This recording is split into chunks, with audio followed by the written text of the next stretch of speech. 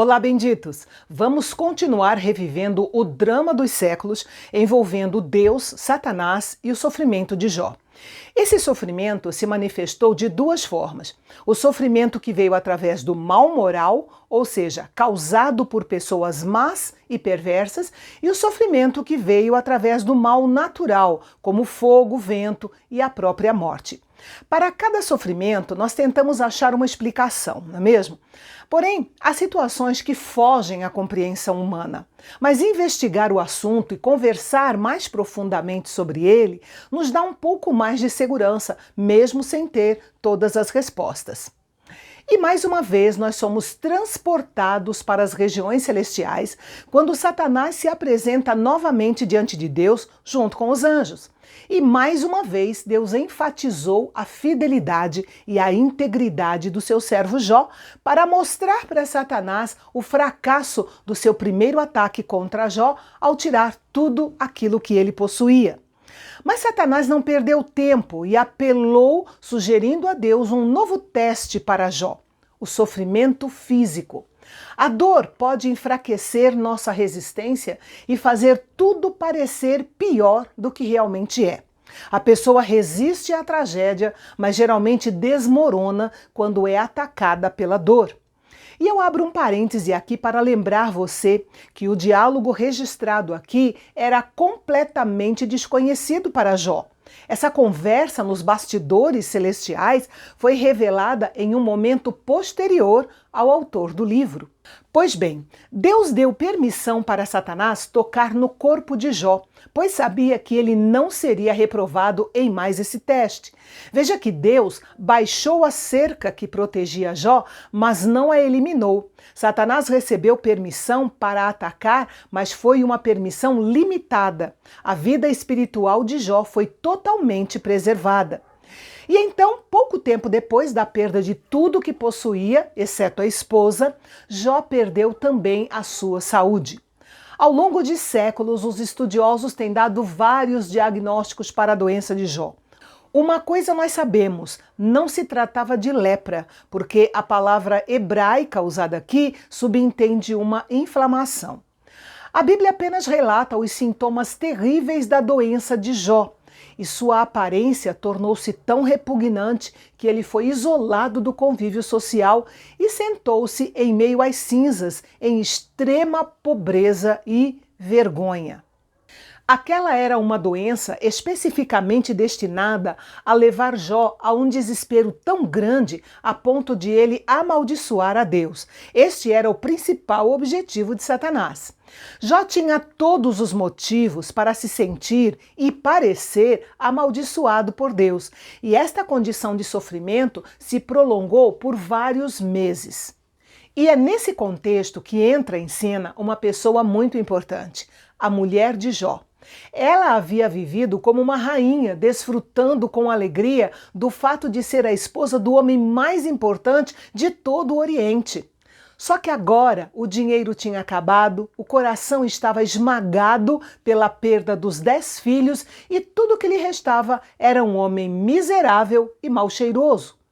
E então, sem nenhuma esperança, ela perguntou: "Você ainda conserva a sua integridade?" A implicação dessa pergunta mostra que ela havia já abandonado a integridade dela e por isso ela incentivou o marido a amaldiçoar a Deus para que ele o matasse. A morte seria melhor do que aquela situação. Lembre-se que o objetivo de Satanás era fazê-lo blasfemar contra Deus. Ele falhou em relação a Jó, mas teve sucesso com a sua esposa. Ela foi incapaz de suportar o quadro de doença do marido e a sua fidelidade a Deus. Por isso, o aconselhou a fazer o pior: amaldiçoar a Deus. Diante disso, Jó se viu na obrigação de oferecer resistência à própria esposa e foi taxativo na sua resposta, digna de um homem justo e íntegro. Ele disse: "Você fala como uma doida, isto é, uma mulher sem discernimento. Temos recebido de Deus o bem, por que não receberíamos também o mal?" O fato é que, justamente por ter se afastado do Senhor, a mulher de Jó não vigiou e acabou ajudando o lado oposto, tornando-se porta-voz de Satanás. E aqui nós vemos mais uma estratégia do inimigo. Ele semeou uma contenda e conseguiu colocar o casal um contra o outro. Ela ridicularizou a fé dele e ele a chamou de tola. Um grau de alienação se estabeleceu que, por si só, provavelmente foi a pior prova pela qual Jó e sua esposa já haviam passado naqueles anos de casados. Mesmo assim, deve ser feita alguma concessão com relação ao comportamento da mulher de Jó, considerando todas as perdas que ela havia tido nos dias anteriores. Aliás, o próprio Deus foi misericordioso com ela, uma vez que ela ainda permaneceu com Jó até que aquela aprovação passasse e Deus restaurasse a sua sorte. Outro ponto importante a ser considerado na resposta de Jó à sua mulher foi reconhecer que Deus não tem obrigação de nos abençoar, mas mesmo assim ele nos abençoa. Porém, se a adversidade vier até nós, devemos ser sábios o suficiente para enxergar a mão de Deus agindo para transformar a maldição em bênção. A partir do versículo 11, nós vamos conhecer os 3 únicos amigos que restaram a Jó, que quando souberam da tragédia que ele havia sofrido, combinaram de vir juntos para solidarizar-se com ele.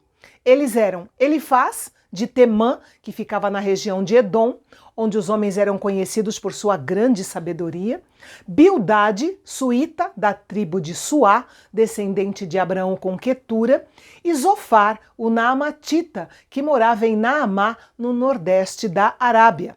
Apesar de não terem sido muito felizes nas suas colocações, como nós veremos nos próximos capítulos, esses 3 amigos se mostraram sinceros em sua amizade com Jó. O objetivo deles era bom e nobre, pois vieram para estar com ele e lhe trazer algum conforto.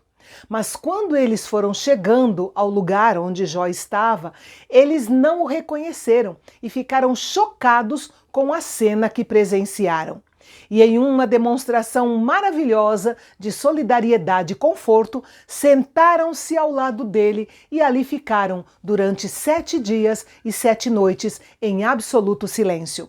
Esse período de 7 dias era o tempo habitual de luto pelos mortos e, portanto, era apropriado tanto pela morte dos filhos de Jó quanto pelo próprio Jó, que de certa forma estava ali como um morto-vivo.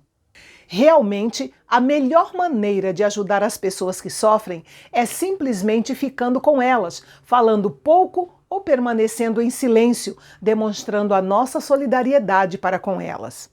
Nós devemos valorizar a atitude e a intenção dos amigos de Jó. Afinal, eles ficaram ao lado de Jó, mesmo com sua aparência horrível e o seu odor repulsivo. E mesmo quando fizeram colocações inapropriadas, eles falaram o que achavam ser o melhor para ele. E detalhe, tudo o que eles disseram foi para o próprio Jó, eles não falaram dele pelas costas. Enfim, ali estavam Jó e os seus amigos, sentados em completo silêncio. Havia calma ao redor deles, mas o ar estava pesado. Uma tempestade estava prestes a estourar. Depois de 7 dias e 7 noites, o próprio Jó foi o primeiro a quebrar o silêncio. Mas ele não abriu sua boca para amaldiçoar a Deus, mas sim para maldizer o dia da sua concepção e o dia do seu nascimento. Mas esse é um assunto para o nosso próximo encontro aqui no canal Bendito, onde a teologia é para todos.